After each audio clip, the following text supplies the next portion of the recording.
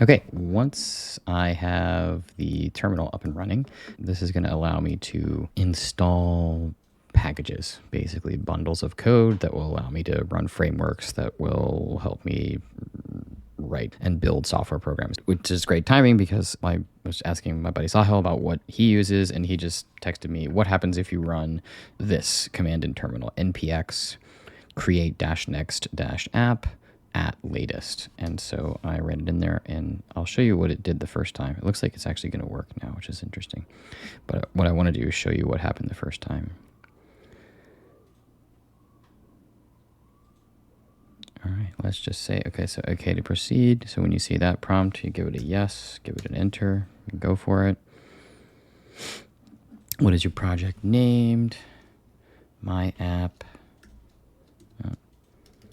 Test 1. Enter. Would you like to use TypeScript? Let's do yes. I'm just going to say yes to all of these things.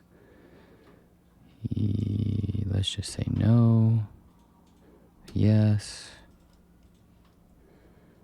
I'm just going to use the defaults on all of these. No. So it is running. It is creating a Next.js app, basically. But what I'm actually going to do in a second is go back, because what I want to talk about is what happens when you paste something like this in and you just get a not found error, and how to use Homebrew. So I'm going to pause it right now, let this finish, and then I'm actually going to go back to what happened before.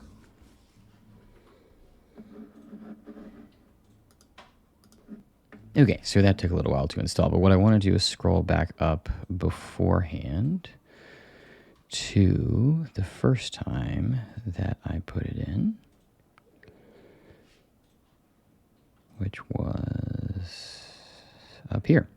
npx create next app at latest. And it just sent back command not found npx. So again, you can always just use Claude. So I literally just put in... where did I put that? I'll put it over here. So I literally just tossed it in here. I know what's going on here, but I'm just showing you how that Claude in particular is quite good at this.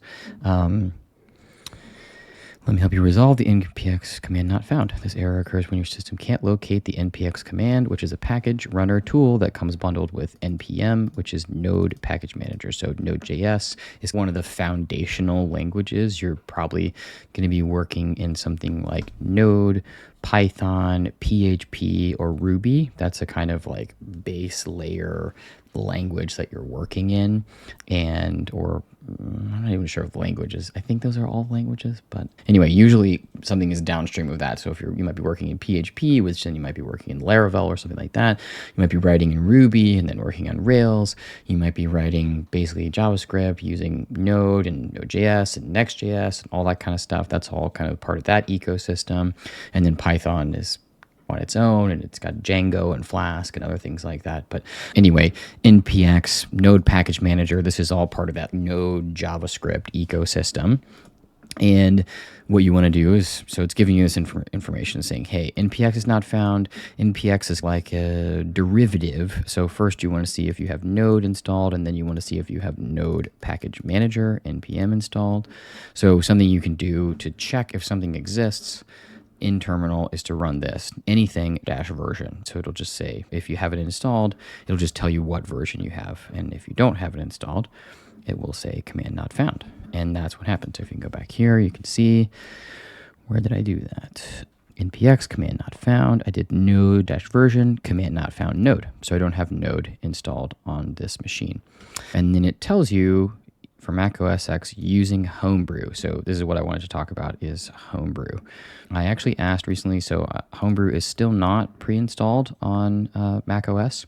So if you have it, you can Google Homebrew, you go to brew.sh. Homebrew is basically a tool for It's a bit like NPM, but it's even a layer up. So Homebrew is a tool that is going to install all sorts of packages and package managers on your machine. So you basically can just, again, you can copy this if you don't have it installed. So you could do the same thing, right? You could check this, right? You could just do, I'm gonna open another tab here.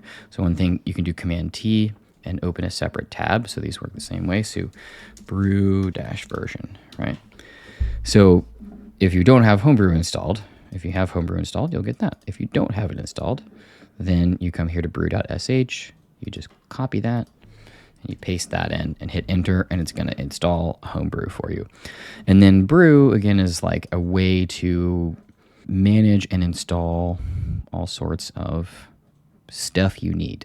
That's a good example right here. I think that's totally accurate. So then you have Homebrew, and once that is installed, you can do what I did here, which is brew install node, right? So it's saying, hey, you need to have npx, you need to have node. That is what Claude told me down here. It said, I lost it, but that's where it said you need node. I did brew install node, and this is Homebrew operating, right? So it's going there and it's saying, hey, we're going to install node. Brew has all of these different things. So the reason these things exist is that often a bundle of code will have what's called a bunch of dependencies, and it will only be able to work if other bundles of code are also installed and are also installed with the right versions that this bundle of code expects. And there's this sort of dependencies all the way down, and something like Homebrew is a way to manage all those. So when you want Node installed, you also get a bunch of other bundles of code that are necessary for Node to run that are organized in the right version. And that's basically what's happening here. You're getting all of this stuff that Node is going to need. It's checking to make sure anything is outdated or updated or all that kind of stuff. So it's a package manager.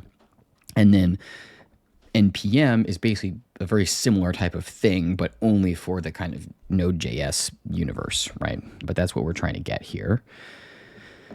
And this is a bunch of stuff that we don't have to go through all this, and no broken dependents to reinstall. Auto remove. This is all Homebrew doing all this work for you. And yeah, that's done. And then I was able to rerun that. Again, you can just press the up arrow key if you've already done it recently, and you can cycle through the commands that you hit recently. This is very common. You run a command, you get an error, you then have to copy paste something else to get that working, and then you go back up and you rerun the command that got an error, and so this time it worked, and so I was able to create a TypeScript or a Next.js app. And oftentimes this is a pattern that you're going to have to do as you start to explore other frameworks, is go to Homebrew, make sure you have a brew install or brew update, and just follow those until you get these things. Success, created the app. Yeah, that's Homebrew.